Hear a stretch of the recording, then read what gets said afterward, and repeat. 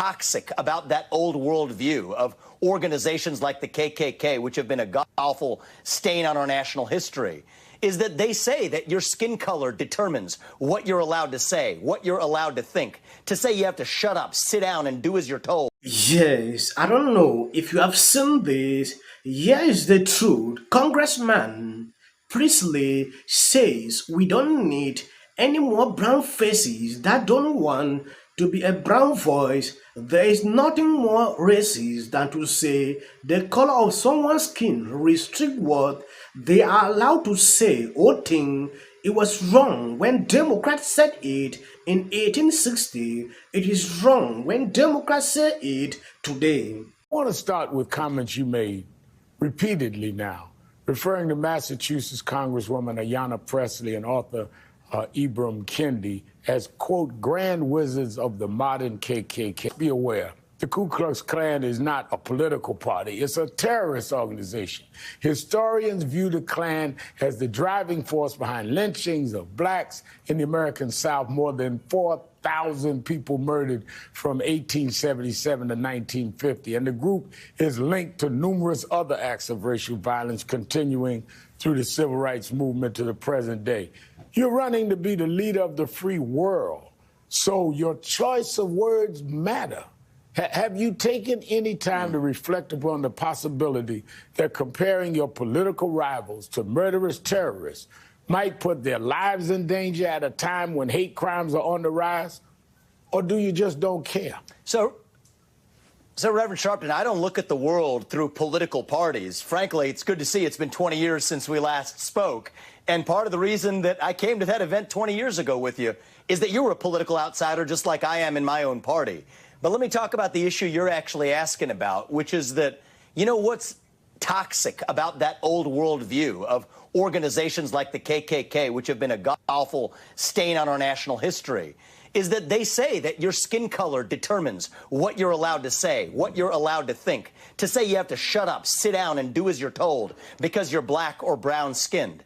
Well, you know what Ayanna Pressley said much more recently is that we don't want any more black faces that don't want to be a black voice. We don't want any more brown faces that don't want to be a brown voice. And so, yes, I do think there are echoes of a historical ugly racism in this country now showing up in new clothing. To say we and don't what I want to lead us to as the next president just a second. is a united nation where we don't actually judge each other on the color of our skin. To say that is not going with sheets and burning crosses and lynching people.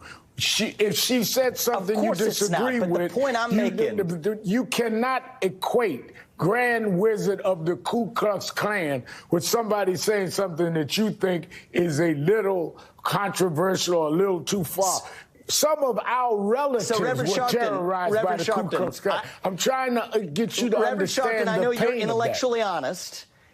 I know you're an intellectually honest guy, and so I will remind you that Hakeem Jeffries drew analogies between Donald Trump and the Ku Klux Klan, and I don't think you had him on pressing him in the same way. So we're drawing analogies here to make a point. He did not call Donald Trump the grand dragon of the KKK. He did not call Donald Trump an officer of the modern KKK. Let's not change what was said.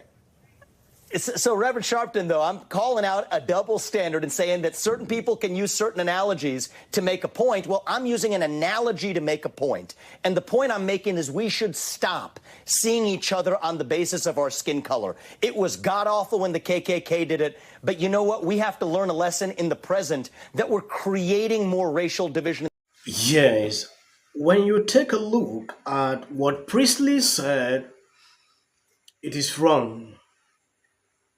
If you tell me, if you are a black person, you are not standing up for the black voice, we don't need you. If you are a brown person, you are not standing up for this, we don't need you. That was not right. I totally disagree with this. Before I give my opinion, let me read out some comment under this video. I went through to actually see how people are reacting, sharing their opinions on this.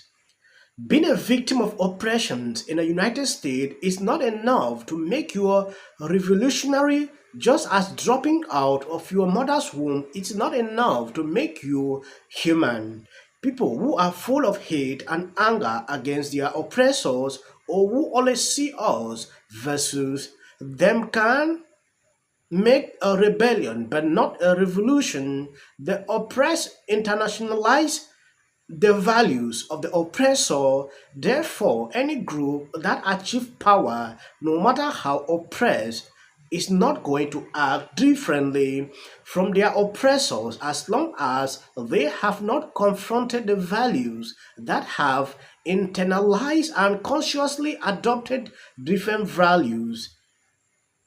Grizzly Bugs. That was a quote. Sutton wrote, also, there is nothing more racist than to say the colors of someone's skin restrict what they are allowed to say or think.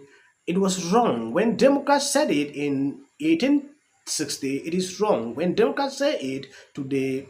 That was just vivid phrase she was repeating. White is a mindset now. It is a mindset that fuels over performance so extreme that your great grandchildren will have to apologize for. It is okay to be white, Vivid. A lot of people have different opinions on this, and when I look deep, some actually make sense. Vivid calling this man out of the way he did, I actually appreciate it. Going back to the comparison he made, I really don't want to go deep into it, like to say this KKK, how they treated black people. I understand the kind of sentiment attached to this because this is it's a controversial phrase. Vivid has been under attack, for some time now.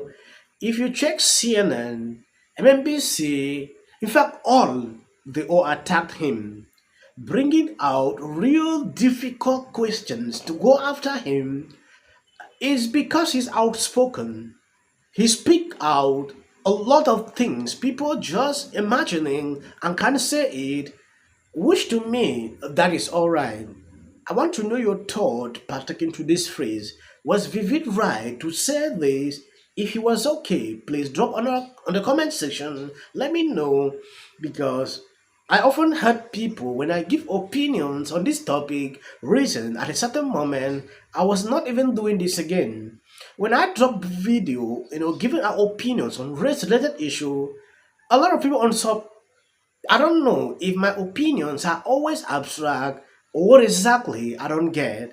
Reason I've opened up the floor. Let's discuss under the comment sections. Let me know what you think about this because Vivid, being so smart, stood up to defend why he said so. In the 1960, in the 1860, it was wrong to say that. Even today, it is still wrong. Telling you, Democrat thought maybe they said in the past, they can still say it today. So